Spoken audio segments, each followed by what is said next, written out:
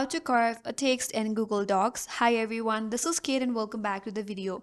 And on this video, I will guide you how you can curve a text in Google Docs. So without further ado, let's get started. Here in Google Docs, you cannot directly curve your text. For that, you have to open up a new tab in your browser, and in the search bar, you have to type in curve text generator. So once you search for curve text generator, search for it. Now from the search results, you can head over to this link that is inkpx.com. Click on it. So through this website, you can create your curved text. Scroll down a bit and here you have a different layout for your curved text. From here, select the design that you want. So for now, I will just go with this text in Weave. Click and select it. After that, you will land on this interface, scroll down a bit and here you can change the text. Clear this text right here and then input your preferred text that you want to curve.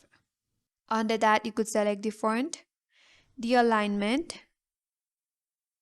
You could also select the size from here. Scroll down a bit.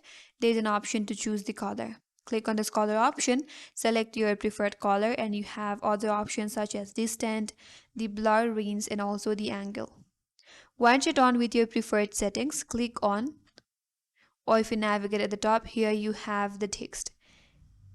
And if you want to add more text so that it could create a complete curve, add some more text in this interface here. So for the demo, I will just keep on typing hello and hello. So as you type in the word, that will generate the word in the curve format, as you can see here. So once you're done with that, click on download. And here you have two options: file download. You could download it PNG or JPG, then click on download. So once you download your PNG, you could go to the Google Docs and then insert that image in your Google Docs. Click on insert, click on image, go to upload from computer, go to your downloads, and you will find all of your downloads in your downloaded file. So here is the word and click on open. And there you go, now you have the curved text on your Google Docs. That's it, and that's all for today's video. Hope this video was helpful, and if you're new to our channel, consider subscribing. Thanks for watching and stay tuned for more videos.